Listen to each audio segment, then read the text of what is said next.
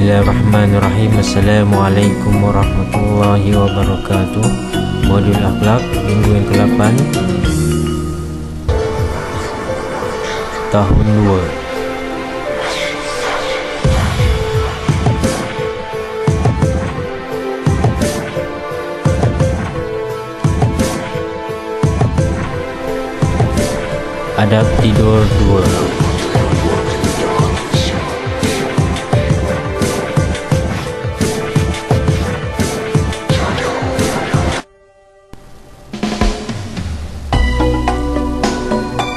Standard pembelajaran menyatakan kebaikan beradab sebelum dan selepas tidur.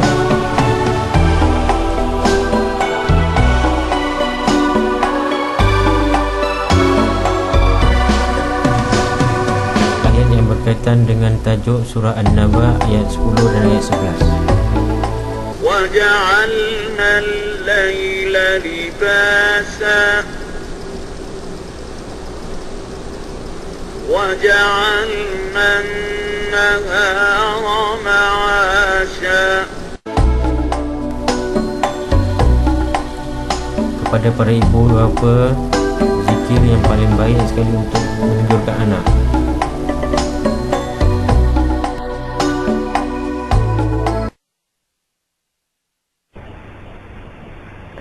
La ilaha illallah, la ilaha illallah, la ilaha illallah, Muhammadur Rasulullah. La ilaha illallah, la ilaha illallah, la ilaha illallah, Muhammadur Rasulullah.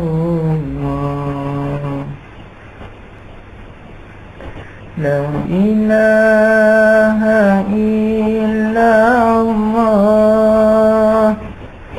la ilaha illallah, la ilaha illallah, Muhammadur Rasulullah. La ilaha illallah, la ilaha illallah, la ilaha illallah, Muhammadur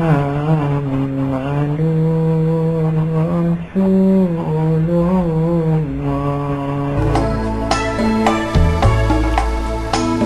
Doa ketika hendak tidur. Bismikallahumma ahya wa amut. Dengan nama Engkau yang Allah, aku hidup dan aku mati. Doa bangun dari tidur. Alhamdulillahillazi ahyana ba'dama amatana wa ilaihin nusyur. Sedikit penerangan ringkas tentang perlunya kita mengamalkan adab-adab tidur sebagai ingatan bersama.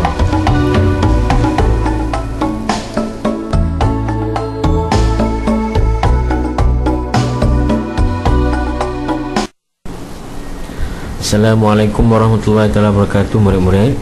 Selamat berjumpa kembali dalam modul akhlak yang membincangkan tentang sebab-sebab perlu mengamalkan adab sebelum dan selepas bangun tidur.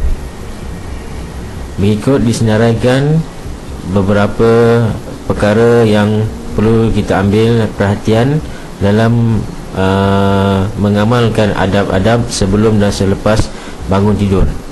Iaitu yang pertamanya, mengikut sunnah Rasulullah SAW. Yang kedua, menjaga kesihatan. Yang ketiga, merehatkan anggota badan. Yang keempat, melatih diri berdisiplin. Dan yang kelima, menghindarkan sihir dan gangguan syaitan. Sedikit huraian mengenai adab-adab yang perlu yang kita amalkan ini, iaitu yang pertama, iaitu mengikut sunnah Rasulullah SAW. Sebab ia adalah merupakan sunnah Nabi.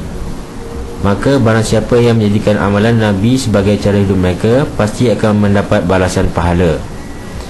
Adab-adab yang diterangkan sebelum ini adalah berlandaskan kepada cara Nabi Muhammad SAW melakukannya. Maka secara tidak langsung kita akan mendapat syafaat atau fadilat daripada akibat ataupun daripada kita mengikut sunnah Nabi tadi, ya. Jadi misalnya kita berdoa, Rasulullah SAW sebelum tidur dia akan berdoa. Maknanya di situ perlu diingat di sini bahawa kesihatan adalah merupakan benda yang penting dalam kehidupan kita sehari-harian. Kalau kita tidak sihat, kita tidak boleh langsung membuat apa yang kita nak lakukan di dalam hidup kita yang panjang ini, ya. Okey, misalnya kalau katanya adab sebelum dan selepas tidur, kita gosok gigi. Maka apabila kita gosok gigi, kita membuang sisa-sisa makanan yang terlekat pada gigi, dan dengan ini menjadikan gigi kita bertambah sihat dan kuat. Jadi bila kita melakukan penjagaan gigi tadi, secara tidak langsung kita menjaga kesihatan diri kita. Yang ketiga, merehatkan anggota badan, ya. Tidur adalah salah satu cara kita merehatkan anggota badan. Dengan adanya amalan-amalan beradab-adab seperti yang diterangkan dalam itu tadi, maka secara tidak langsung ia membantu proses tersebut, iaitu proses merehatkan badan tersebut. Amalan dalam adab tersebut adalah untuk memberi ataupun menjaga kebaikan kepada kita dengan akhlak yang terpuji, dan setiap aspek jasmani akan terjamin, ya. Maksud di sini, setiap amalan yang kita buat iaitu sebenarnya melibatkan anggota badan. Jadi bila kita tidur, kita dapat merehatkan anggota badan dengan semaksimumnya. Yang keempat, iaitu melatih diri berdisiplin. Kita hidup memerlukan disiplin bagi memastikan perjalanan hidup kita sempurna tanpa bebanan masalah yang utama. Dengan melaksanakan adab-adab sebelum dan selepas bangun daripada tidur, ia sedikit sebanyak memberi gambaran kepada kita tahap disiplin kita sebenarnya. Amalan-amalan dalam adab tersebut juga melibatkan kepada penggunaan barangan, kesihatan, pengurusan masa dan lain-lain. Jadi apabila kita mengamalkan perkara-perkara dalam sebelum dan selepas bangun tidur, ini membantu kita mendisiplinkan diri kita.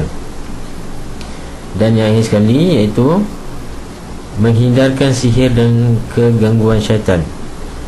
Kita sedia maklum bahawa hidup kita memang tidak sempurna. Mungkin ada perbuatan gangguan sihir atau gangguan syaitan yang kita memang mesti elakkan daripada hidupan kita seharian. Jadi sihir misalnya amat mudah terkena kepada kita kalau kita tidak berdoa.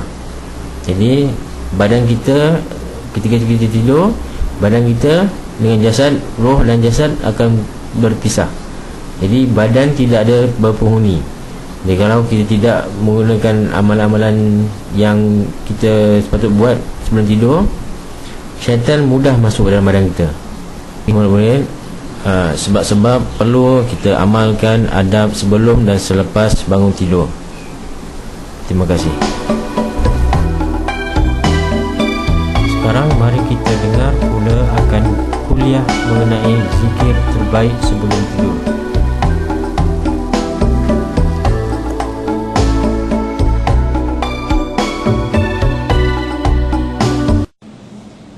Bacaan ataupun zikir wirid yang dibaca sebelum tidur. Jadi bagi orang nak tidur, maka sepatutnya dia mengambil wudu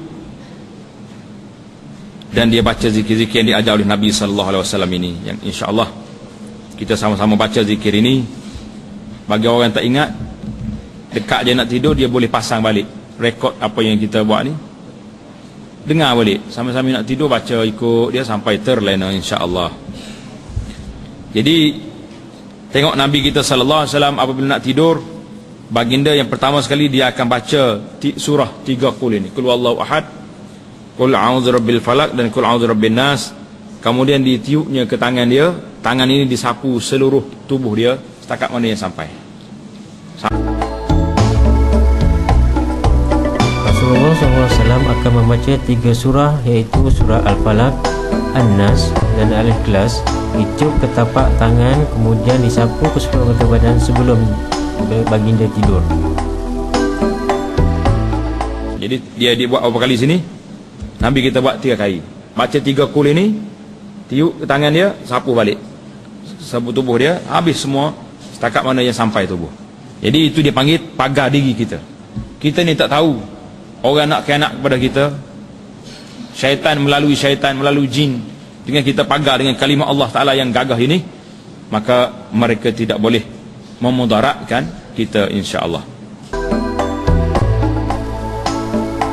Tujuan zikir ini dibaca untuk mengelakkan gangguan sihir dan syaitan ke atas badan kita ketika kita tidur.